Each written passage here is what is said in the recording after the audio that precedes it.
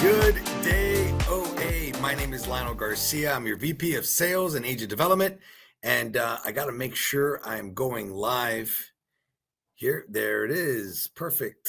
Let's go live. All right. It's funny when I'm on my own, I get to be producer, speaker, presenter, all kinds of things all at the same time. But welcome all. My name is Lionel Garcia. I am excited to be with you today for our weekly Motivation Monday, and I'm pumped. I'm in the office in Jacksonville. We have a class full of agents who are here to learn Groups 101, and that is really exciting. They're all here learning and picking up new things, and I can't wait to share with them more. So let's kick off with our wins of the week. Let's share our W's, whatever those W's are. I like to do this every week. So if you're watching this for the first time, we like to go over the wins of the week, right? Everyone usually has some losses. They may have some wins, but at the end of the day, what we want to do is have more wins than losses, because at the end of the day, if we have more wins, then we won that day. And if at the end of the week, if we have more wins, then we won that week. And if at the end of the month, we have more wins, then we won that month. So I like to call out those wins, because sadly, it's real easy sometimes to only remember those L's. So I want to share with you one of my wins. I'm excited this week. Actually, it was Friday, and now coming into this week, I will have a rehearsal for my daddy-daughter performance at my daughter's dance recital. And that's taking place next month. And I get to dance on stage with her. And we really have a fun time. But I have to go to class and I have to learn a dance routine. And I get to dance and share the stage with several dads, about 40 different dads. And then I get to share the stage with my daughter, and that's going to be really great.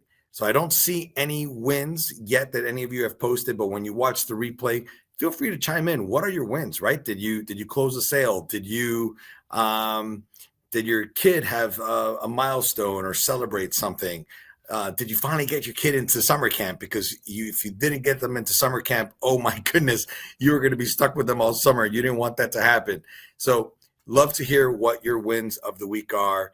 And then every week we like to talk about one subject that can really help keep us positive and help keep things, and some tips and tricks to keep us going. So this week's topic is embracing change. Change is truly inevitable in any industry, in life. It doesn't even have to be in business. The only thing we know for sure is that things will change. One of the books I've read that I really have enjoyed about change is Who Moved My Cheese? So if you've read that, I would love to hear your comments and your take on the book, Who Moved My Cheese?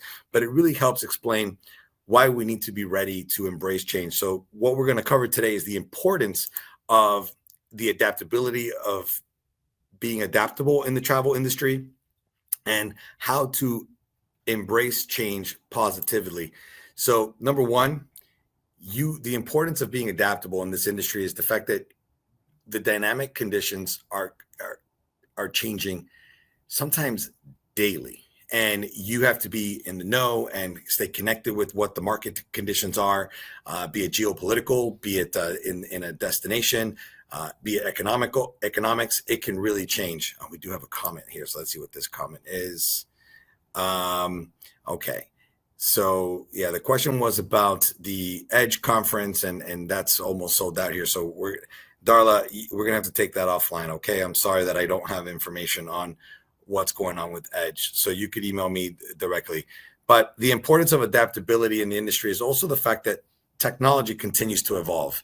Right now we have AI, we had virtual reality. Virtual reality is just getting even more enhanced. I just had a meeting last week with the Royal Caribbean Group and was able to step into what they call the cave and put on these glasses.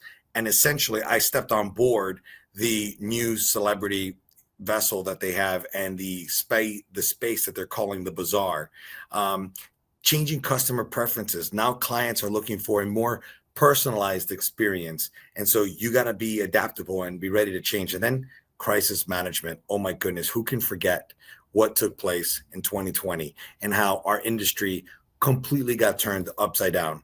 And so that's why it's important really to come up with ways to positively embrace that change. And how do you do that?